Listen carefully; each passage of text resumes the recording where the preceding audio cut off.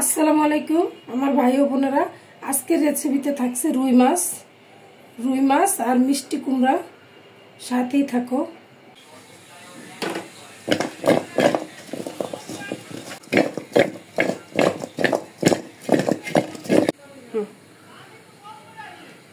তেল গরম হয়ে গেছে, দিয়ে দেব।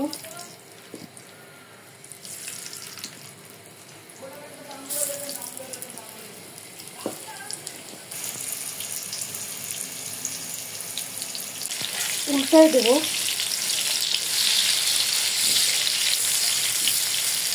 এই যে আমার কুমড়োগুলো ভাজা হয়ে গেছে, আমি উঠাই নেব।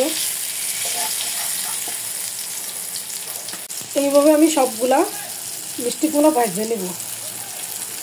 মিষ্টি কুমড়োগুলো ভাজা হয়ে গেছে, আমি এখন মাছগুলো ভেজে নেব। মাছ দিয়ে দিলাম।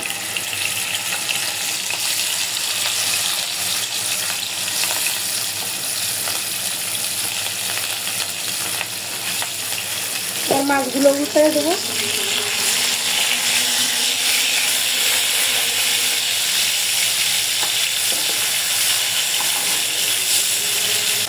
যেমন মাছ ভাজা হয়ে গেছে, উঠাই নেব।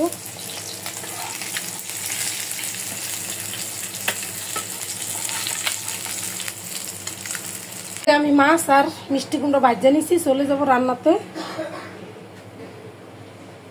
চুলে একটি কড়াই বসিয়ে দিছি, তেল দিয়ে দিছি। তেল গরম হয়ে গেছে, পেঁয়াজ দিয়ে দেব।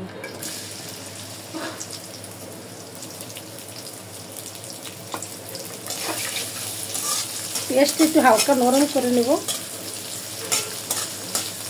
এই যে আবার পেঁয়াজটা নরম হয়ে গেছে, বাকি মশলাগুলো দিয়ে দেব। হলুদের গুঁড়া 2 টেবিল চামচ, স্বাদ মতো লবণ, জিরা বাটা 1.5 টেবিল চামচ, জিরা ধনিয়া একসাথে বাটছি, রসুন বাটা 1 টেবিল চামচ, শুকনো মরিচ বাটা 2 টেবিল চামচ। একটু পানি দিয়ে দেব মশলাটা কষানোর জন্য। আমার মশলা কষানো হয়ে গেছে, ঝোলের পানি দিয়ে দেব। ঝোলটা যখন ফুটে উঠবে তখন মাছগুলো দিয়ে দেব, মিষ্টি কুমড়ো দিয়ে দেব। আমার ঝোলটা ফুটে উঠছে, মিষ্টি কুমড়ো দিয়ে দেব।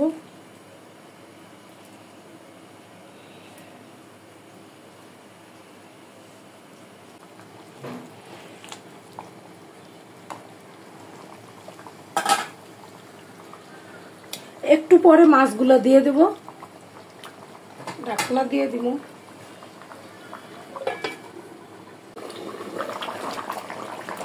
মাছগুলো দিয়ে দেব।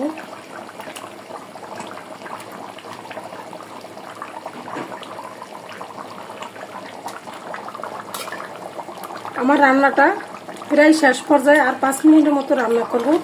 আমার এই রান্নাটা যদি আপনাদের ভালো লাগে, প্লিজ আমার চ্যানেলটি সাবস্ক্রাইব করে দেবেন, লাইক দিয়ে দেবেন এবং শেয়ার দিয়ে দেবেন। এই যে আমার তরকারিটা রান্না হয়ে গেছে। আপনারা যে যেখানে আছেন ভালো থাকেন। আজকের জন্য এখানে বিদায় নিলাম। এভাবে রান্না করে দেখেন, অনেক মজা হয়।